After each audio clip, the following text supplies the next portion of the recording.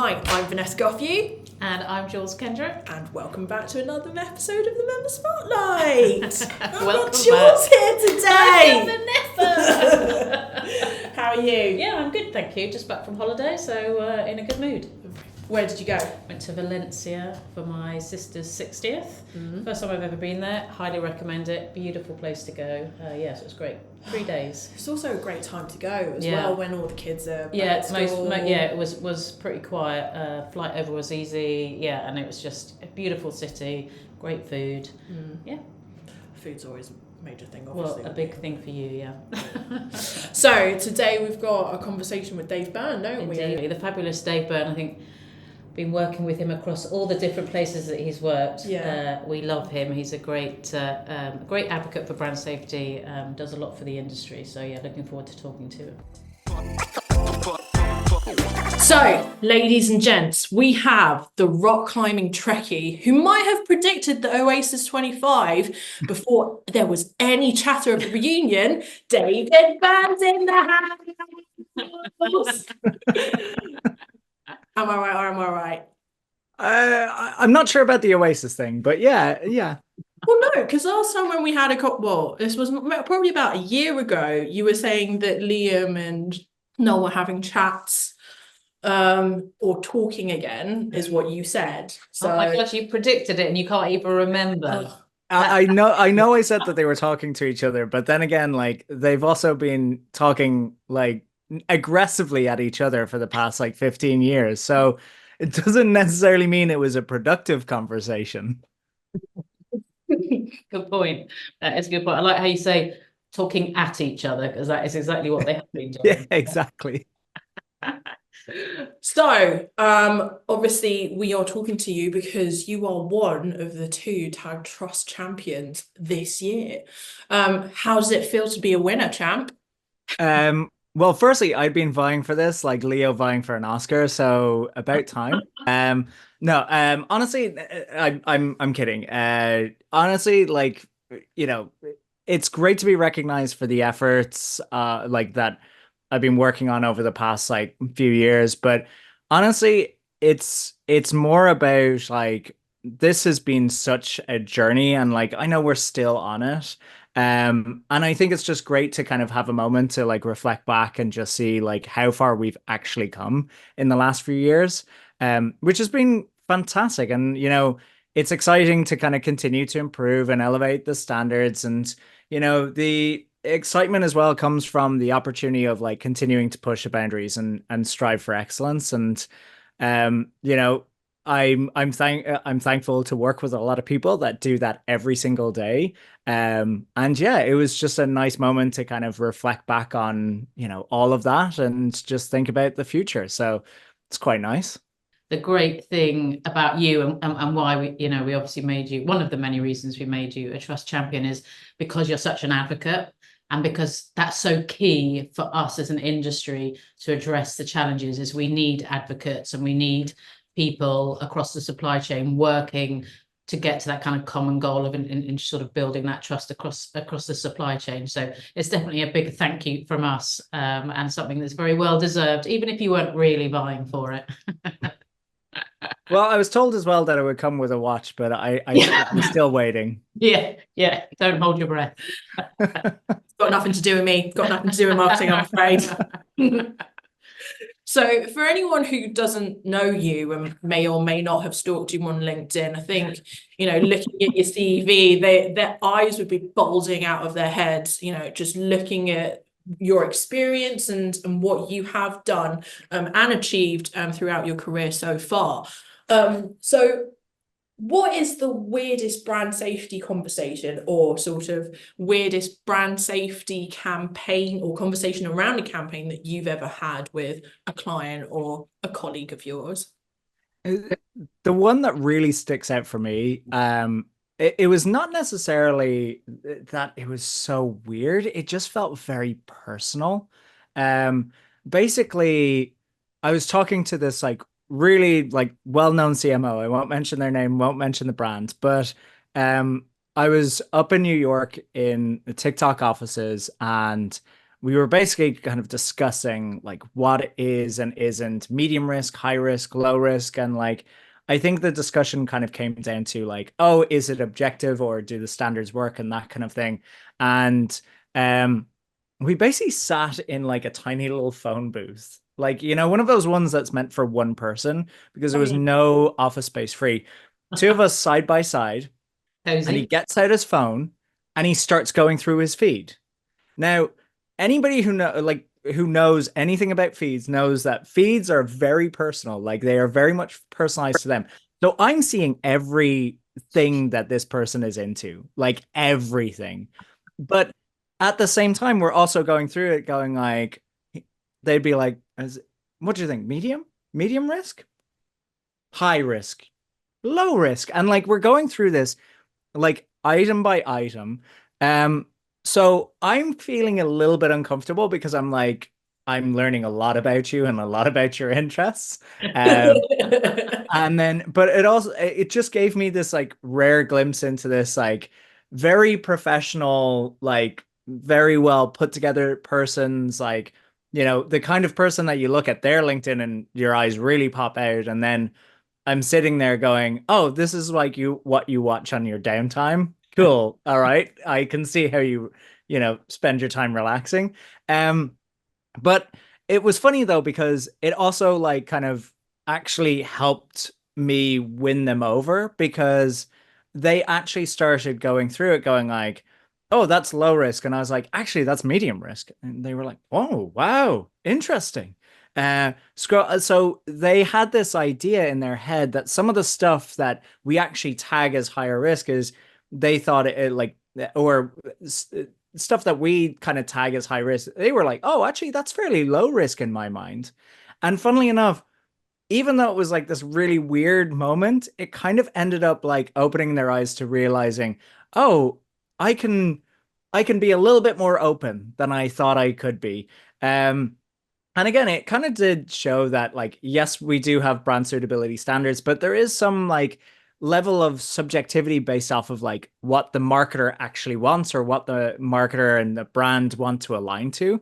And I think at that moment they realize, oh, there's a lot of stuff on here that is okay for me that, you know, if I had just kind of taken a plug and play strategy off a shelf, I wouldn't have appeared next to. So it was odd, but at the same time, it was really successful. Maybe there needs to be like a kind of like almost like a new like interview thing, like a Hot Ones challenge, where instead it's like people going through other people's feeds and like questioning what they're watching and seeing.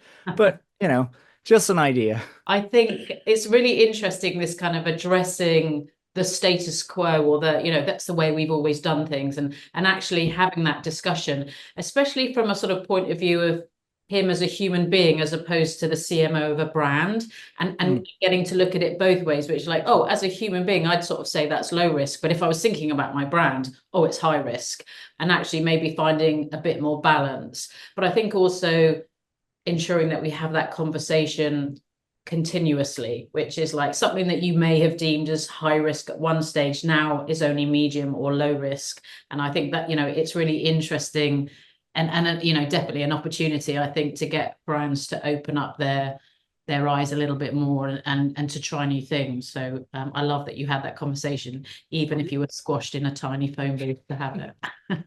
Yeah, and anybody that spent any amount of time in a phone booth, like as well, it gets hot very quickly. Yeah, So exactly. it was That's what I was a thinking. little bit, yeah, it was a bit much.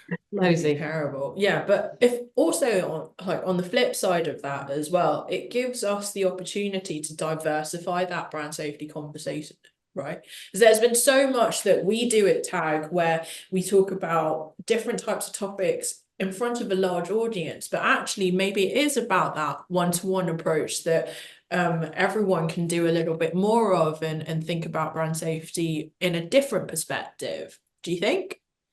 Maybe a little bit. I think there's room for both, I think. When it comes to like the kind of the group conversations, I one of the things I love about like the community as a whole of like bringing people together and having like open discussions and ideas flowing around.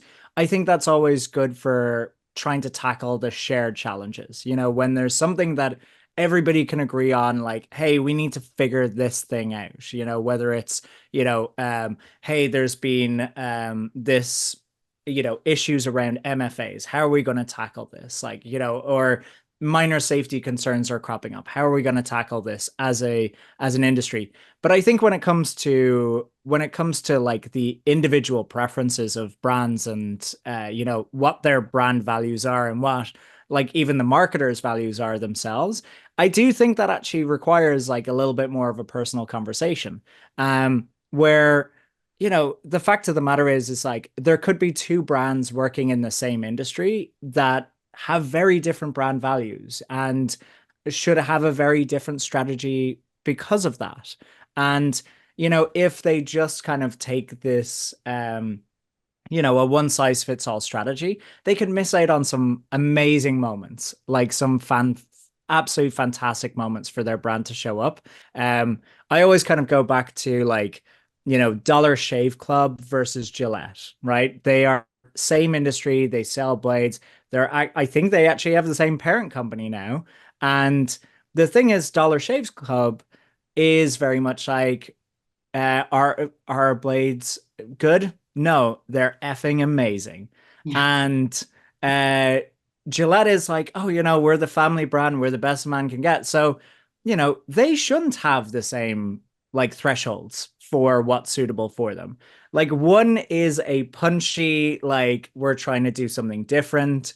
The other is like we're the gift that you buy for your father at Christmas kind of thing. And those two things can have different strategies as a result, So I do think that requires a little bit more of a personal conversation rather than the kind of the industry forums and that kind of thing, Yeah, I think that's a really good point. It's something that I've heard a lot of the agencies actually talk about is like the importance of interrogating the brief and really sort of having that personalized conversation with the brand to look at actually what's right for you. Are you opening up your scale, your potential, your demographic to actually suit the messaging?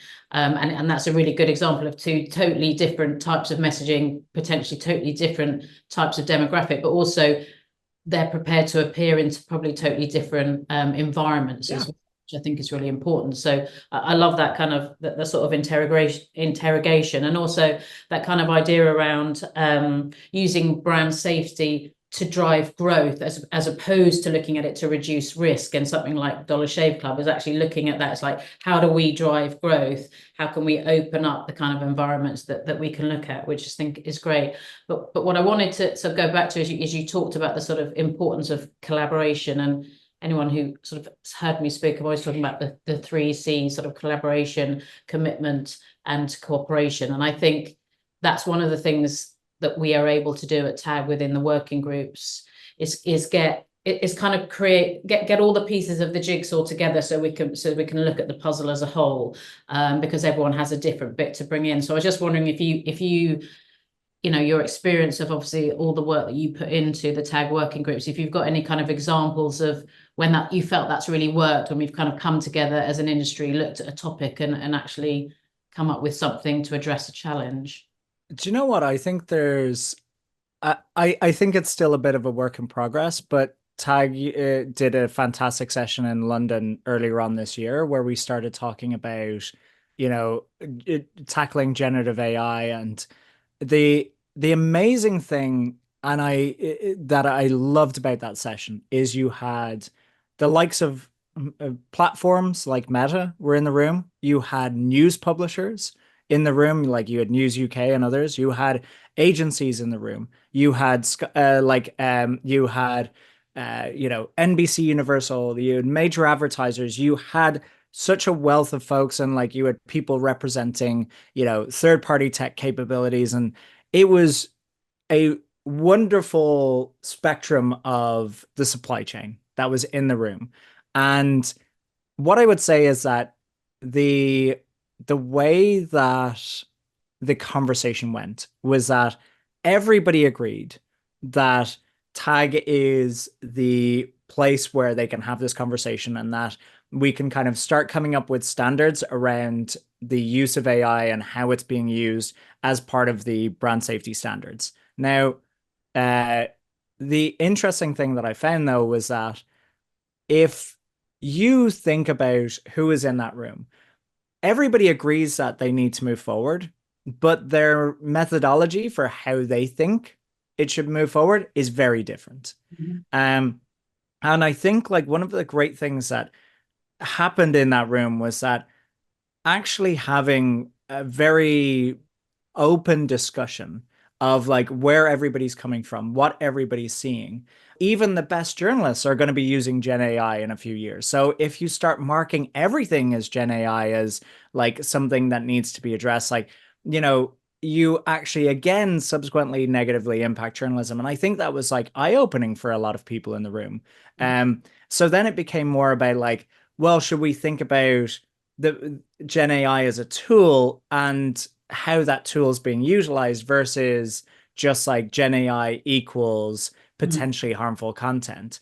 And I think that was a moment where a lot of people who had certain ideas or certain strategies in mind walked out of the room with new ideas and new strategies in mind. So I think what was amazing about that is that it wasn't just that you had Tag building something and like working on like updates to the standards. You then also had platforms walking out going, right, we're going to have a follow-up conversation with these folks over here.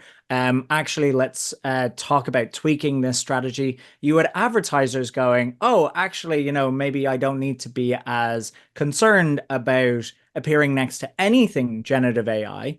You had then the news publishers feeling like, hey, we don't feel like that we're shouting into the void. We actually have like an opportunity to speak to platforms, speak to advertisers, and let them know where we're coming from in all of this. And that was just for me an example of like, you could talk about like one individual success there, but actually, I don't think you can like really capture how much success came out of that because there was so much energy and so much forward momentum that came from that, that I don't think we could ever truly understand like how much just can come from something just that open and that good. And that was what a 2 hour meeting, and I know that so much more came out of that. So that was the one that's freshest to mind for me anyway. Yeah, great example. And yeah, very much a good example of what we can achieve when as an industry we collaborate and we get subject matter experts all together in a room, bringing all their different challenges and thoughts and the information that they're seeing and bringing it all into a collective conversation. So yeah, great example. And I think one of the things to commend Tag on this is that one of the things, like having those conversations in a room with Tag and Tag playing that neutral party role, I think it's very easy for people, if they were just to do those kind of meetings individually, to kind of see the discrepancies of like how they think about things and then walk out of a meeting and going, oh, well, obviously we're never going to agree to something.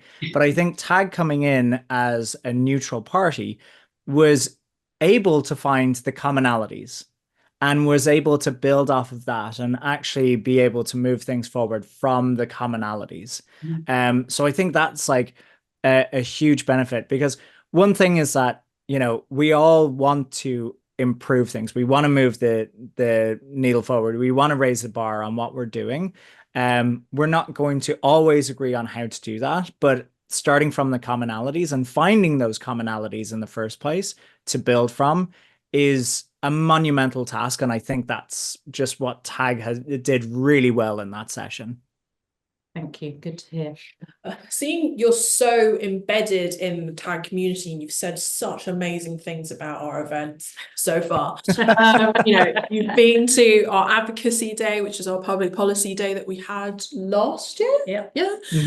And then you went to our evolution session this year, and you're going to actually be a speaker at State of the Fight as well this year in New York. What would be sort of your advice for any prospective members or people who are interested in joining the Tag community?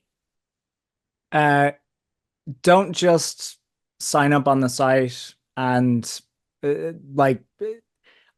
I think, I've talked at length about this. The value from tag isn't just like, oh, am I a member? Great. It's like, no, like it's the actual community. It's the people that tag bring to the table and bring to events. It's like I'm excited for State of the Fight because I know I'm going to be in a room with like 20 people that I've met multiple times before, and we're going to catch up and we're going to talk through stuff, but 20 other people that I've never met before who are going to have discussions that like may make me reevaluate things or think differently about things. And um it's always it's always so rewarding to have moments like that. So if you are going to be part of the community, like I would say is like make the effort to go beyond just like, hey, like signing up and going through the audit. It's like, hey, like uh, join working groups, like be part of the conversation, like grab a seat at the table wherever you can. And even if you're not like actively participating, you will learn so much just from listening into what's happening in the community and what people are saying together. So, unfortunately, we're coming towards the end of this interview, but the most exciting part as well at the same time. Here comes the Tags 10 questions. The Tags 10 questions are basically 10 rapid fire questions, nothing to do with digital advertising, and all about knowing more about Dave. So, Dave, are you ready? No, not at all. Tough. So, what's your favorite type of egg? Scrambled. Favorite board game? Monopoly. You were going to say Great that. choice. What's the tune or playlist that you put on when you're doing the household chores? Oh, it's a group of artists called Two Steps from Hell. So this sounds very dramatic because it is. They do movie trailer music. So they've got these like grand orchestral songs that only last like 2 minutes. It makes everything that you do so much more dramatic. It's it's like you packing away dishes is like you like disarming a bomb. It's amazing. It's fantastic. Two Brilliant. Steps from Hell. 2 steps from hell. I'm going to write that one down. I don't know how I can follow up on that. Most overrated or overhyped film? Overrated or overhyped film? Funnily enough, the one that came to mind for me was Shakespeare in Love, which won the Oscar, and I think Gwyneth Paltrow won the Oscar. And that was the same year that I think Pulp Fiction came out and Shawshank Redemption, and neither of them won anything. So I'm kind of like, good knowledge as well. Yeah. Okay. I think that's a good one. You've probably never even seen it, have you? I've seen Pulp Fiction. Yeah. But not No. Yeah, no. I meant Shakespeare in Love. Oh no. Sorry. Yeah, won an Oscar, and it's like cultured for me. Ben Affleck doing a very terrible English accent. Like it's just no. If I ever go on a pub quiz, I'm taking Dave with me. Yeah, okay. So, for a hot dog, is it mustard or ketchup? Mustard. Are you a land or a sea person? Land. Seas. No. Like no. No, like all of those people that like, are like, oh, I went snorkeling on vacation. I was like, that sounds too stressful for me. Like, okay. I mean, I will watch you from the beach, yeah, and I'll wave. Yeah, and that's it. throw you a life jacket if you need it. Yeah, exactly. Have no internet or have no phone? No phone. I mean, actually, does that include data though? Because there's no well, point. I assume if there's, like I assume that if I have no phone, I can still access the internet through a desktop and everything else. Yes. Right? Yeah, then definitely internet. Like I'll leave my phone behind and like live off my laptop. That'll be fine. Yeah. But would you rather be friends with Wolverine or Wonder Woman? Probably Wonder Woman. I feel like Wolverine's a bit intense. Good. Like I feel like he's just like, I feel like he's one of those guys, like, you know, those people that just love drama, that you're like, Yeah. every time you meet up with them, you're like, oh, how are things? And they're like, yeah, life's terrible. App you can't delete. Duolingo. I'm on a 760-day straight right now on Duolingo. Can't delete it. What are you learning? Which language? Learning Spanish very poorly. Very, very poorly. Good for you. And then lastly, best form of potato. You're asking an Irishman what the best form of potato is? Hey, love a potato too, but so I understand. How long is a piece of string? Like, you know, Top 3. No, No. Jules, no, just one. Just we'd be here all day if it was top 3. I think we might be here all day. all right, when it's done well, nothing can beat a good roast potato. I agree. Yeah. I very much agree. And what fat would you use? Oh, I for really roast potato? asked that question. You had your last question. Fair, fair. I'll ask you that in person at State of the Fight. Yeah, all right. Sounds good. Thank you so much, Dave. We'll see you super, super soon. Thanks, Right. Dave. See you at State of the Fight. Yeah, see you at State of the Fight.